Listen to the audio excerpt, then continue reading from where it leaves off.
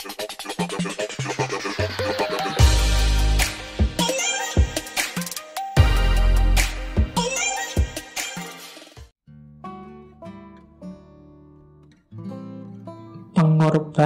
juga punya nilai pembebasan diri dari ego.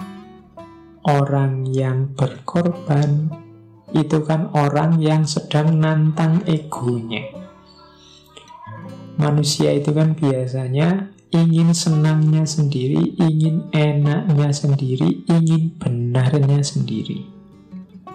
Sementara dalam berkorban, itu orang melakukan yang sebaliknya. Dia ingin orang lain bahagia. Dia ingin yang dia miliki diberikan pada orang lain. Jadi ini kan nabrak semua dengan ego. Maka berkorban itu ekuivalen dengan ketika orang membebaskan diri dari egonya. Jadi lanjutannya cinta tadi, berkorban itu manifestasi dari cinta, dan berkorban itu pembebasan diri dari ego. Ya, karena kalau egonya masih besar, pengorbanannya juga biasanya masih ada pamrih-pamrih egoisnya. Jadi pamrih egois itu contohnya di situ saya tulis, misalnya kalau ada orang ngomong, loh, saya melakukan ini demi cinta misalnya. Karena aku mencintaimu maka aku lakukan ini. Sudah aku korbankan macam-macam banyak hal untukmu. Nah ini menunjukkan sebenarnya ya pusatnya masih aku. Kalau pusatnya masih aku, masih egois. Kalau masih egois biasanya pengorbanannya belum tulus.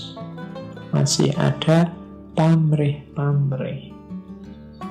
Maka pengorbanan ini selain dia jalan kesuksesan, selain dia akan melahirkan pribadi yang penuh cinta, sekaligus dia akan melatih kita untuk tidak terkungkung oleh ego. Selanjutnya, pengorbanan juga punya manfaat apa? Melatih diri kita untuk tidak terikat. Kalau urusan harta berarti kalau bahasa Jawanya tidak kedunyan. Kalau urusan uang berarti tidak motor duiten.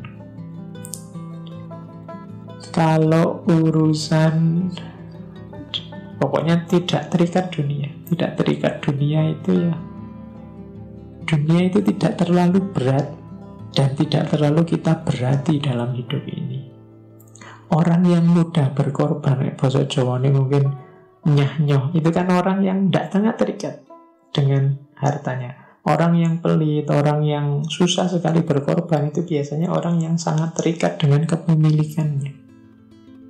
Semakin orang terikat dan tergantung pada kepemilikan, biasanya semakin susah dia berkorban. Ini sapiku, aku sudah memelihara sejak dia pedet, sejak dia kecil, masa harus dikorbankan? Ini kalau dijual kan mahal untuk ini ada keterikatannya. Jadi pengorbanan melatih kita untuk tidak terikat. Kenapa? Karena semakin terikat kita dengan dunia, semakin berat langkah kita untuk mendekat ke Allah, untuk ilaihi roji'un. Maka agama di antara hikmahnya mengapa kita, kalau dalam Islam disunahkan untuk berkorban, untuk melatih jiwa kita agar tidak terlalu terikat oleh dunia.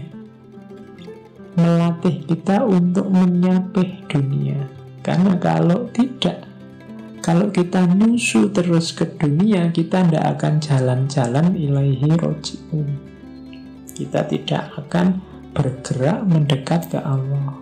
Maka banyak sarana oleh Allah diberikan biar kita ingat dan segera sadar tugas kita adalah kembali kepadanya.